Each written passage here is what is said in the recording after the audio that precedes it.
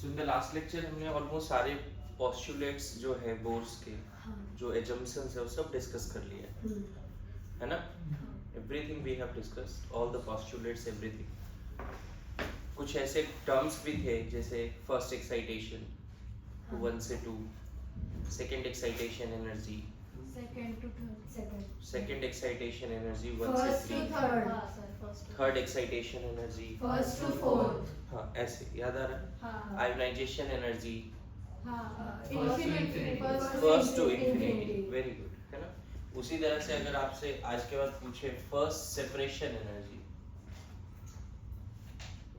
2 to infinity, very good है ना। तो ये 2 टू infinity, वेरी गुड।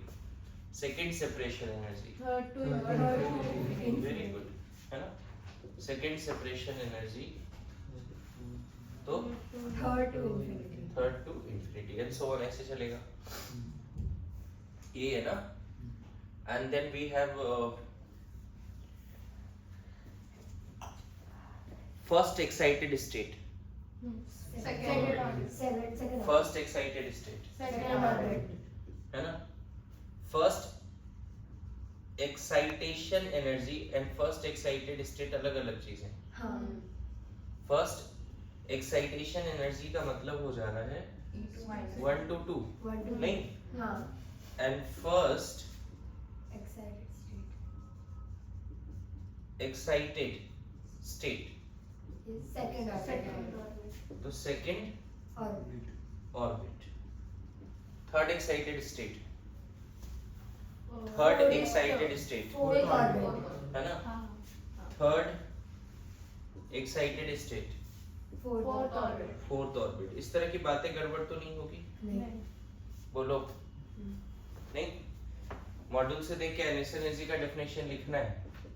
ये E इंफिनिटी माइनस E1 होगा नहीं, E इंफिनिटी माइनस E1 होगा, बोलो। और यहाँ पे अगर लिखना होता फर्स्ट एक्साइटेशन एनर्जी तो first excitation energy E2 minus E1। Last lecture का थोड़ा बहुत रिवीजन करा रहे हैं है ना। नाउ जो सबसे इम्पोर्टेंट लाइन था, मुझे लग रहा है तू बता पाएगा। एक सबसे इम्पोर्टेंट लाइन था, बोलो। कि एक जो अगर इलेक्ट्रॉन एक ऑर्बिट में है तो वो एनर्जी एमिट या एब्जॉर्ब नहीं कर पाएगा उस ऑर्बिट में। अगर उसने एमिट या एब्जॉर्ब किया तो उसको ऑर्बिट चेंज करना पड़ेगा। ट्रू है। ये सबसे भी बाद का लाइन था वो जो बताया था। ये तो सही लाइन है लेकिन ये सबसे इम्पोर्टेंट लाइन नहीं। आप बताओ। इसके बाद वाला पता नहीं, हमने कल बोला था कि ये भूल गए तो नाम नहीं लेना कि मैंने पढ़ाया, फिर ऐसी वाली बातें करा था।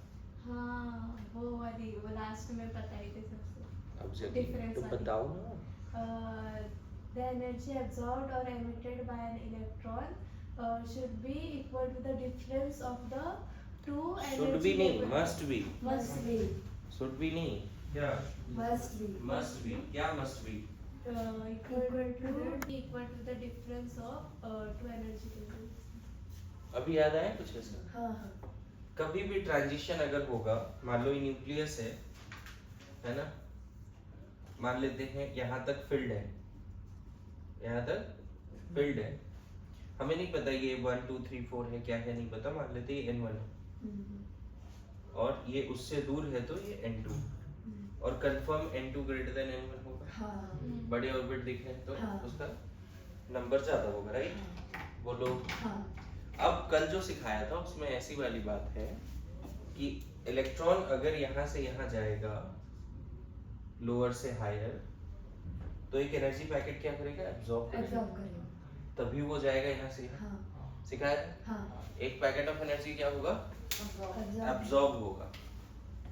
एक पैकेट ऑफ एनर्जी एब्जॉर्ब होगा। बोलो। और फिर अगर वो यहाँ से यहाँ गया तो हाई से लो आया तो एनर्जी पैकेट एमिट करेगा। इस केस में एक पैकेट ऑफ एनर्जी सराउंडिंग को दे देगा। यस और नो। यस। अब मैंने जो लाइन सिखाई थी कल वो ऐसा था कि एनर्जी एब्जॉर्ब या emitted must be equal to energy difference between two energy levels. ये वाला बड़ा इंपॉर्टेंट पॉइंट है। हाँ चाहे इस लाइन के थ्रू हो, अगर ये वाले लाइन की बात करेंगे कि लोअर से हायर जा रहा है तो बोलेंगे ये पैकेट एब्जॉर्ब होगा, ये एब्जॉर्ब होगा। और ये लाइन का, ग्रीन लाइन का बात करेंगे, हाई से लो आएगा तो बोलेंगे ये पैकेट एमिट। सिर्फ एब्जॉर्ब एमिट ऐसा हो जाएगा, बाकी होगा एनर्जी सेम। ये सबसे इंपॉर्टेंट लाइन है, इसको ध्यान में रखना है, ध्यान में है। तो अभी हम लोग फिर डेरिवेशंस पे आते हैं, सबका एक्सप्रेशंस पे। लेक्चर नंबर 2 इसको लिख लो जल्दी से। ओके, नाउ लिखो डेरिवेशन ऑफ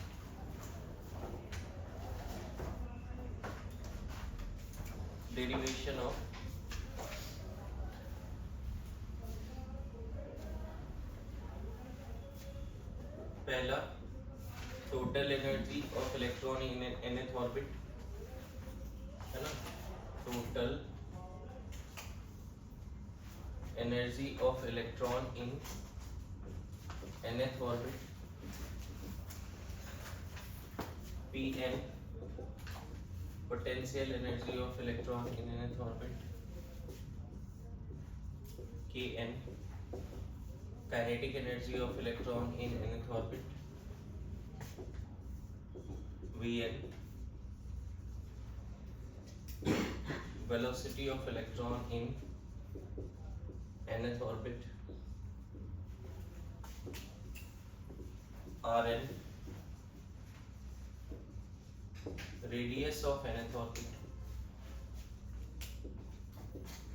है ना, Tm, time period of revolution of electron in nth orbit, nu n, frequency of revolution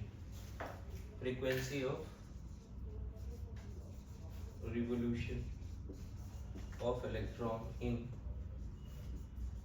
nth orbit। ये इन सब की डेरिवेशन करनी है, जल्दी से पहले लिखो फिर मैं डेरिवेशन शुरू करता हूँ।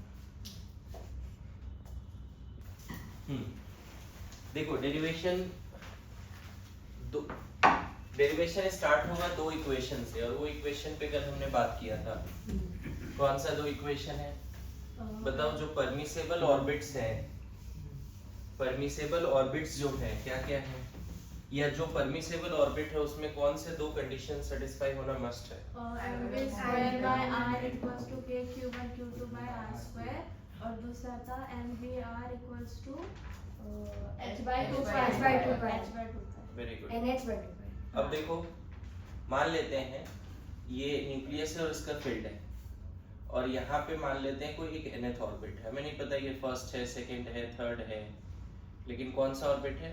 nth orbit. इस nth ऑर्बिट में इलेक्ट्रॉन की स्पीड vn है, nth ऑर्बिट की radius rn, and mass of electron को हमने m मान लिया है, चलेगा? मास ऑफ इलेक्ट्रॉन को m मान लिया है। बताओ, इफ दिस इज, मैंने बोला ना कि न्यूक्लियस के चारों तरफ इनफाइनाइट ऑर्बिट्स होंगे, बट हर ऑर्बिट में इलेक्ट्रॉन नहीं होगा। जिस भी ऑर्बिट में इलेक्ट्रॉन होगा वहां पे दो कंडीशन सेटिस्फाइड होंगे। बताओ, पहला mv square by r, mvn, हाँ, vn बोलते हैं, vn square by by rn, हाँ, equals that must be equal to k q1, q1 electron का चार्ज ले लो, और q2 Ze, very good, by rn का स्क्वायर। ये पहला इक्वेशन है। एंड दूसरा कौन सा कंडीशन सेटिस्फाइड होना चाहिए? mvn rn is equal to nh by 2 pi। nh by 2 pi। 2 pi। यहाँ तक कोई दिक्कत है ना? ये दोनों इक्वेशन सेटिस्फाइड होना चाहिए, चलेगा? अच्छा, पहला वाला को थोड़ा और सॉल्व करोगे तो क्या मिल जाएगा? अगर इसको सॉल्व कर देंगे तो थोड़ा ये और ये कैंसिल हो जाएगा, हाँ इधर Rn है, इधर Rn स्क्वायर है, तो सिर्फ Rn बचेगा Rn इधर, बचेगा तो क्या मिल जाएगा? mvn square is equal to K kze square करते हाँ बाय आर Rn, ये मिलेगा। हाँ इसको मैं 3 मान लेता हूँ, चलेगा? हाँ 3 मान लिया। इसको सॉल्व करने की जरूरत नहीं है, ठीक है? अब बताओ, इसमें अगर दोनों तरफ हम m से मल्टीप्लाई करते हैं तो क्या होगा? इसमें m से मल्टीप्लाई कर दो दोनों तरफ, है ना?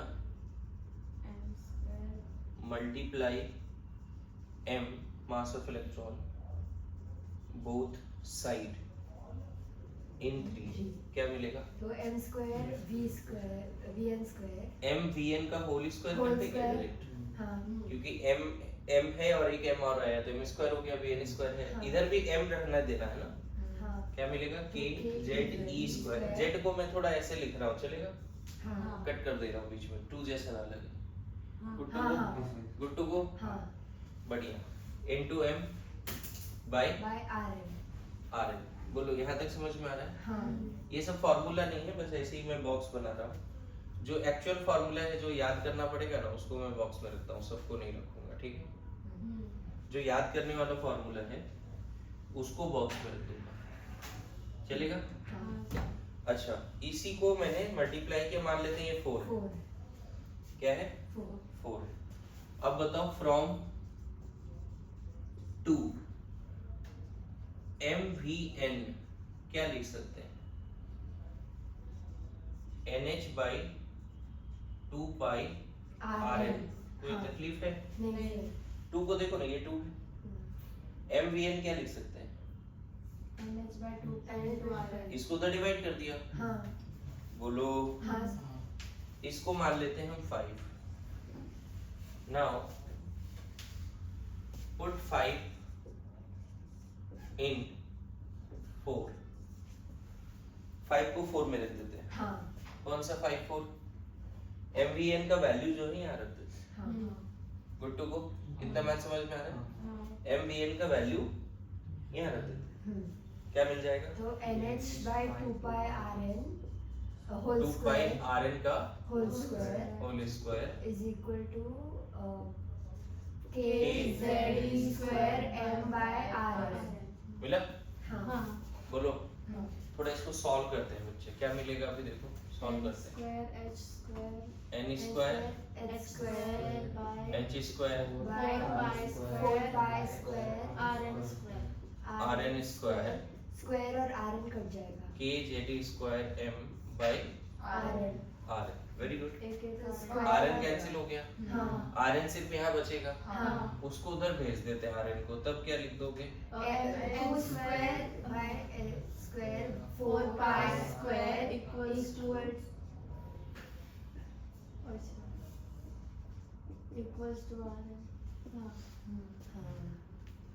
एक तो कैंसिल हुआ हाँ और Rn को उधर भेज के सब इधर कर दिया, अच्छा नहीं? हाँ बोलो, हाँ इसी को मैं ऐसे लिख देना चाहता हूँ, Rn equal to n square h square 4 pi k z square m बोल दे। ये एक इम्पोर्टेंट फॉर्मूला है जो रटना पड़ेगा। अच्छा, इसमें थोड़ा n और z देखो, n तो हमें इसमें वेरिएबल क्या है समझना, ये ऑर्बिट के हिसाब से वेरी करेगा। ऑर्बिट फर्स्ट है तो n का 1 वैल्यू रखेंगे, सेकंड है तो ऑर्बिट, तो ऑर्बिट यहाँ पे वेरिएबल बेसिकली n है, हाँ और कौन सा h लाइक एटम है उसके हिसाब से z डिसाइड होगा। अरे मान लो हाइड्रोजन है तो Z1 लेंगे, अगर He प्लस है, कौन सा H लाइक एटम है उसके हिसाब से Z डिसाइड होगा। अगर He प्लस है तो हम यहाँ पे 2 लेंगे, Li प्लस 2 है तो न्यूक्लियस में 3 प्रोटॉन रिएक्शन हो। तो बेसिकली H प्लैंक्स कांस्टेंट है, पाई फिक्स वैल्यू है, K कांस्टेंट है, मास ऑफ इलेक्ट्रॉन फिक्स है, चार्ज ऑन इलेक्ट्रॉन फिक्स है। तो जो वैरी कर रहा है इस पूरे इक्वेशन में वो n और z है जिसको अलग से रख दें।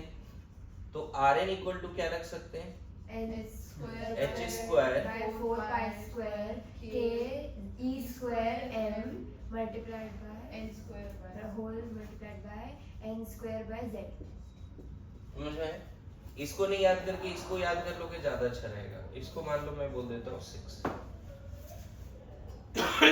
समझ में आ रहा है? हाँ. अच्छा, नॉट ओनली दिस, अगर ये सब h पाई के ई सबका वैल्यू पुट कर दोगे तो एक एक्सप्रेशन आता है 0.53 angstrom n square by z।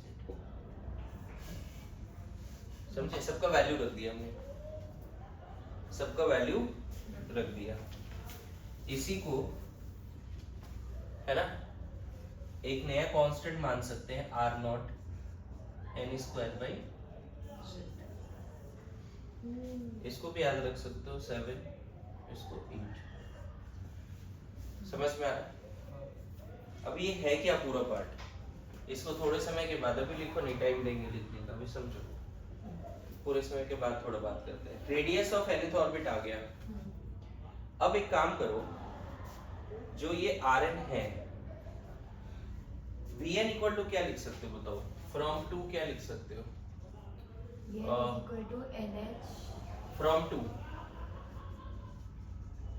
To क्या लिखते हैं? Vn equal to nh by 2 pi m rn 2 pi m rn. Rn, है ना? इसको मान लो, मैं मान लेता हूँ 9, ठीक है? नाउ यूज 6 in 9, या पुट 6 in 9, क्या मिलेगा? अगर मैं इस पूरे को यहाँ रख दूं, यहाँ पर क्या मिलेगा? Vn equal to nh by 2 pi m whole bracket. इसकी जगह पे रख देंगे x square by 4 pi square k e square k m e square m into n square square by by z. z n square by z भी होगा। हाँ. अब इसको हमें थोड़ा सॉल्व करना पड़ेगा, राइट? m कैंसिल, ठीक है। पाई स्क्वायर और पाई कैंसिल, हम्म। और 2 और 4 का 2 बन जाएगा, हाँ। और h स्क्वायर और h कैंसिल हो जाएगा, n स्क्वायर और n भी कैंसिल हो जाएगा, और फिर z ऊपर चला जाएगा, और k ये दोनों जब कैंसिल हुआ तो 2 पाई ऊपर गया, k भी ऊपर गया, k ऊपर गया, e स्क्वायर ऊपर e गया, स्क्वायर ऊपर गया. ठीक है? हाँ. नीचे एक h बचेगा, हाँ और अलग से z ऊपर जाएगा, और एक n नीचे बचेगा। हाँ बोलो, हाँ ये z ऊपर गया, हाँ. n और n हाँ, स्क्वायर हाँ, के नीचे एक n बचेगा। हाँ, यहाँ ऊपर क्या किया जा रहा है? एक h भी कैंसिल हो रहा है, हाँ. तो नीचे एक h बचेगा प्लैंक्स कांस्टेंट। हाँ। ऊपर क्या क्या गया? m भी कैंसिल हो चुका है, 2 पाई k e ऊपर गया। स्क्वायर. बोलो, ये तुम्हारा आ गया velocity of electron in nth orbit. इसको 10 मान लेता है। अब इसका वैल्यूज रख दें, पाई k e सब h का वैल्यू पता है, इसको सॉल्व करोगे आ जाएगा 2.18 10⁻⁶ मीटर पर सेकंड z by m। इसको हम बोल सकते हैं 11। इसी को v0 के टर्म्स में रख दो, कोई कांस्टेंट मान ले, इसको एक कांस्टेंट मान लेते हैं। देखो इलेक्ट्रॉन किस स्पीड से घूम रहा है, समझ में आ रहा है? इलेक्ट्रॉन किस स्पीड से घूम रहा है? Electron are revolving with the speed of 2.8 into 10⁻⁶ metre पर second in the given orbit, या उसके आसपास, क्योंकि यहाँ z और n भी टर्म। बोलो, समझ पा रहे हो यहाँ तक? Yes no? अब इस पे होमवर्क भी करेंगे, देखेंगे कैसे हम लोग एक्चुअल फार्मूला लगा सकते हैं। नाउ ये बताओ, nth ऑर्बिट में एक चक्कर लगाना है ना? गौर करना, nth ऑर्बिट में ये न्यूक्लियस है, और इस nth ऑर्बिट में एक चक्कर लगाना है। एक चक्कर मतलब कितना डिस्टेंस ट्रेवल हो गया? 2 पाई r, 2 pi. अरे सरकमफेरेंस है ना? Time period of revolution is distance covered by time by velocity. एक चक्कर लगाने में जो टाइम लगेगा न्यूक्लियस के चारों तरफ, एक बार घूमने में जो टाइम लगेगा, that is called time time period of Time period. Revolution. जैसे सन के चारों तरफ घूमने में 1 साल लग जाते हैं, हाँ मेरी बात समझ रहे हो? That is called time period. एक चक्कर लगाने में कितना साल लग जा रहा है? अपने एक्सिस पे तो 24 घंटे में हो रहा है। अरे ऐसा ना, उसकी वजह से डे नाइट हो रहा है, लेकिन पूरे सन के चारों तरफ घूमने की वजह से सीजन चेंज हो रहा है। सुना है? तो वही टाइम, इलेक्ट्रॉन को एक चक्कर लगाने में कितना टाइम लगेगा? तो हम बोलेंगे 2 पाई Rn by v। Total distance है और इस स्पीड से भाग रहा है। ये कैसे निकाला समझ में? हाँ टोटल डिस्टेंस कितना कवर करना है एक चक्कर लगाने में? 2 पाई Rn। और वो किस स्पीड से लगा रहा है? Vn से। तो Vn से डिवाइड कर दो, है ना? इसको तुम बोल सकते हो 13। अब एक काम करो, Rn और Vn का ये सब वैल्यू रख दो, R0 वाला सब कौन उतना याद करेगा? तो हम ये वाला वैल्यू रख देते हैं, क्या मिलेगा? Tn 2 pi R0 n square by z V0 into z by n। V0 z by n value रख दिया। कहीं ना कहीं देखो, मैं एग्जैक्ट यहाँ पे वैल्यू पुट नहीं कर रहा हूँ अभी, लेकिन तुम्हें आइडिया दे रहा हूँ। z नीचे आएगा, n ऊपर जाएगा तो n क्यूब हो जाएगा और नीचे z स्क्वायर हो जाएगा। गुड टू गो, है ना? और कहीं ना कहीं जब R0 का वैल्यू हम ये रखते 0.53 एंगस्ट्रॉम और V0 का वैल्यू हम ये रखते, सब ऐसा यूनिट में रखते, सॉल्व करते, तो एक नया कांस्टेंट मिलता। बोलो, R0 का वैल्यू हमें पता है ना, 0.53 एंगस्ट्रॉम। तो एक नया कांस्टेंट मिलता, इसको मैं नया कांस्टेंट T0 मान लेता हूँ। समझ में आ रहा है? This is time period of revolution in nth orbit. Clear हुआ? This is time period of revolution in nth orbit.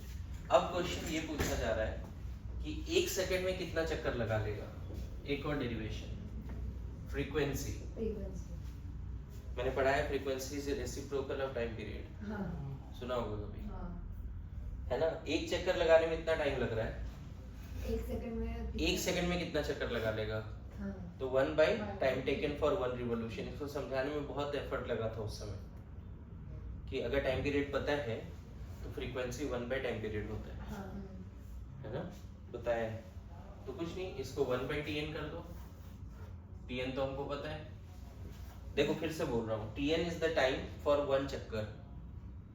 Tn is the time for 1 revolution. चलेगा? And frequency is the number of revolutions in 1 second। दोनों में अंतर है। ये एक बार पूरा orbit में घूमने में जो टाइम है वो है, और 1 सेकंड में कितना बार चल जाएगा, दैट इज फ्रीक्वेंसी। तो यहाँ पे सॉल्व करोगे 1 बाई T0 और यहाँ क्या है n cube by z square. थोड़ा इसको ऊपर कर ले, 1 by T0 into z square by n cube. बोलो, कहीं ना कहीं तुम 1 बाई T0 को न्यू नॉट मान लो।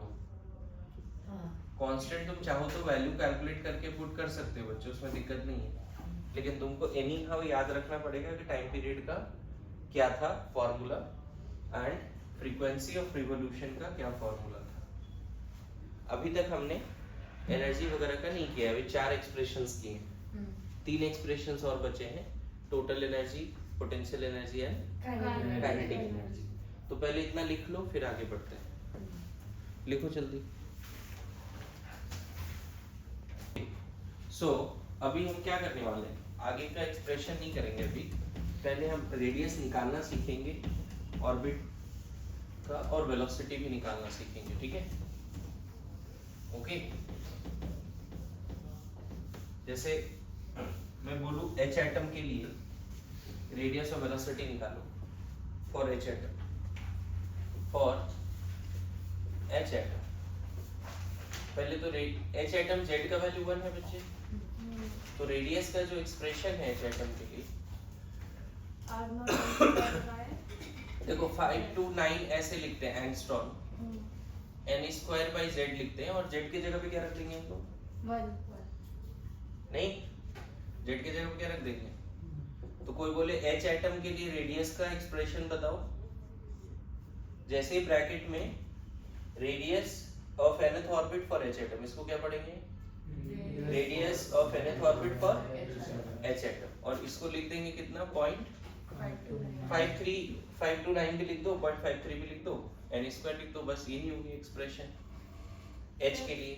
n स्क्वायर हाँ n स्क्वायर बाय z था ना। हाँ लेकिन ये n की जगह पे 1 नहीं लिख सकते। अभी हम ऑर्बिट डिफाइन करेंगे ना, कौन सा ऑर्बिट है। अच्छा अभी तो हमने h डिफाइन कर दिया, अब h का फर्स्ट ऑर्बिट निकालना है। अब बोलेंगे फर्स्ट, तो कितना डिस्टेंस आ जाएगा? 0.53 इनटू 1 का स्क्वायर। कितना आ गया फर्स्ट ऑर्बिट का रेडियस? 0.53। इसको चलो r0 मान लेते हैं, चलेगा? अच्छा, r2 फॉर h एटम कितना लिखते हैं? r0 2 का स्क्वायर। अरे यार 2 रखेंगे। सेकंड ऑर्बिट का फर्स्ट सर्कल का रेडियस, सेकंड सर्कल का रेडियस कितना आ गया? 4r0। थर्ड सर्कल का रेडियस 9r0 देखो सीख गए, r0 into 3 का स्क्वायर 9r0। फोर्थ सर्कल का radius 16r0। Fifth circle 25r0। Very good, सीख गए। अच्छा यहीं पे मैं बोलता कि एक काम करो, velocity of nth orbit for h atom, तो वेलोसिटी का एक्सप्रेशन ये है ना, h है तो z की जगह पे क्या रख दें? 2.18 into 10⁶ मीटर पर सेकंड into 1/n। अरे बोलो, मतलब मेन एक्सप्रेशन क्या हो गया? 2.18 into 10⁶ मीटर पर सेकंड बाय n। अब हम फर्स्ट ऑर्बिट में स्पीड निकालते हैं, velocity of electron in first orbit, तो कितना? बाय n कर दें, मतलब v0। Good to go. v0 by n आ रहा है, इसी को v0 मानूंगा। अच्छा, velocity of electron in second orbit v0 by 2। Velocity of electron in third orbit very good. Velocity of electron in fourth orbit of h atom है ना। Fifth orbit एक नया चीज क्या सीखा तुमने कि जैसे जैसे न्यूक्लियस से दूर जाते हैं इलेक्ट्रॉन की स्पीड कम हो रही है, ज्यादा हो रही है? कम हो रही है। समझ पा रहे हो? बोला जाता है जो लास्ट वाले प्लैनेट्स है ना, वो कई साल लगाता है एक चक्कर लगाने में सन का। अब तो एक साल में लगा लेता है। कुछ कुछ ऐसे प्लैनेट है 500 साल भी लग रहा है उसको पूरा एक चक्कर, क्योंकि उसकी स्पीड क्या हो गई? स्लो। दूर है तो स्लोली घूम रहा है, पास है बहुत फास्ट घूम रहा है। फर्स्ट ऑर्बिट में उसकी स्पीड सबसे ज्यादा, सेकंड में स्पीड हाफ हो गई, थर्ड में 1/3, 1/4, 1/5 ऐसे चल रहा है। बोलो आ रहा है समझ में? Yes no? तो अगर मैं हाइड्रोजन के लिए एक ऐसा डायग्राम बनाने की कोशिश करूं, first, second, third, fourth, fifth, and obviously infinity भी होगा, लेकिन इंफिनिटी पे नहीं पूछा जाएगा, इंफिनिटी का रेडियस आपसे नहीं पूछा जाएगा। तो बता दो फर्स्ट ऑर्बिट में उसकी वेलोसिटी रेडियस कितनी है? r0। सेकंड ऑर्बिट की रेडियस 4r0। थर्ड ऑर्बिट की radius 9r0। Fourth 16r0। Fifth 25r0। दिख रहा है? These are the radius. Now first orbit में जो velocity है कितनी है? सेकंड में थर्ड ऑर्बिट में फोर्थ में एट ए टाइम हर जगह नहीं है, कहीं एक ही जगह पे हो, हर जगह पे नहीं है वो, कहीं एक जगह पे ही। मेरी बात आ रही है समझ में? तो v0 के टर्म्स में एग्जैक्ट वैल्यू रखेंगे तो फिर अलग अलग आएगा। इसको फिर 0.53 से मल्टीप्लाई करेंगे तो 4 टाइम्स ऑफ 0.53, 9 टाइम्स ऑफ 0.53, ये करना पड़ेगा ना। यहाँ पर भी वैल्यूज एग्जैक्ट रखोगे, 2.18 into 10⁶/1, 2.18 into 10⁶/2 सॉल्व करना पड़ेगा। एग्जैक्ट पूछेगा आपसे तो क्वेश्चन हो सकता है कभी एग्जैक्ट पूछे, है ना। कभी कभी ऐसे क्वेश्चन पूछ सकते हैं कि हाइड्रोजन का इलेक्ट्रॉन जो है फर्स्ट ऑर्बिट में है और सेकंड में है, तो वहाँ वेलोसिटी का रेशियो क्या होगा? फर्स्ट ऑर्बिट में जो उसकी वेलोसिटी है to that of velocity in second orbit, उसकी रेशियो क्या होगी? क्वेश्चन ऐसा भी पूछ सकते हैं आपसे हाइड्रोजन के लिए। तो बताओ, first orbit velocity v not है 2 by और second orbit velocity v not by 2 है 2 by 1 है ना। 2 बाई 1 मतलब क्वेश्चन ऐसा होगा कि velocity of first orbit of h to that of velocity of second orbit of h क्या होगा? क्वेश्चन रहेगा ऐसा, ये क्वेश्चन रहेगा। तो क्या कर देंगे इसमें? कुछ नहीं, इसका वैल्यू क्या है v नॉट और इसका v नॉट बाई 2 2:1। हजारों क्वेश्चन बन जाते हैं यहाँ से, एक दो नहीं हजारों बनते हैं। अब आपका होमवर्क क्या है? ये जो h के लिए मैंने ये सारे काम करा है, यही काम आपको He+ के लिए करना है। मतलब इस तरह का डायग्राम बनाना है। He+ के लिए R1 से R5 निकालना है और He+ के लिए V1 से V5 निकालना और इस तरह के डायग्राम भी बनाने हैं। मतलब एग्जैक्ट वैल्यू।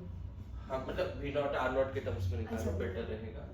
He+ के लिए सेम, Li+2 के लिए सेम एंड Be+3 के लिए same.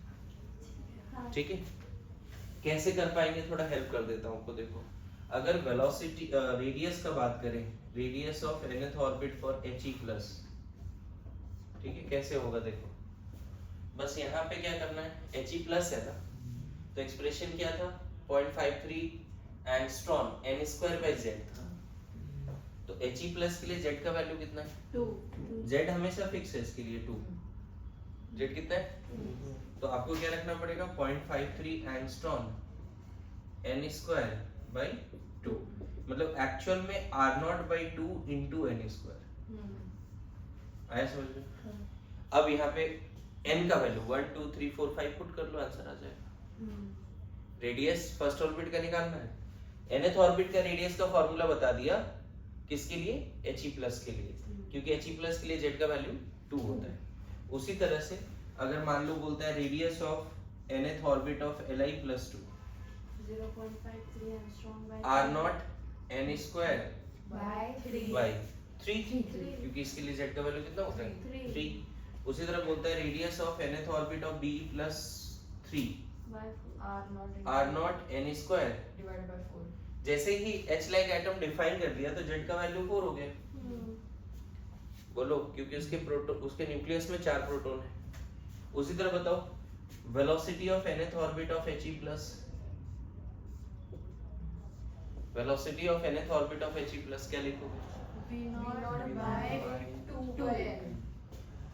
v not by 2 n/z था ना, सॉरी z/n था। अरे एक्सप्रेशन क्या है? v नॉट z/n ना, z/n है, क्यों नहीं समझ रहे हो? तो बस यहाँ पे into 2 बाय n मतलब 2 v नॉट बाई n ये हो गया। अब यहाँ n का वैल्यू 1 2 3 4 5 रखो, वेलोसिटी मिलता जाएगा। He+ के लिए first orbit, second orbit, third orbit, fifth orbit सब में मिलता जाएगा। बताओ velocity of electron in nth orbit of Li+2 3 v not by n क्या था? v not z/n। Li+2 के लिए z का वैल्यू कितना है? 3 v not by n 3 v not by n। Very good. Velocity of nth orbit of Be+3 4 v not by n। चलो कम से कम किसी एक आइटम का ऐसा डायग्राम भी बना दो जल्दी।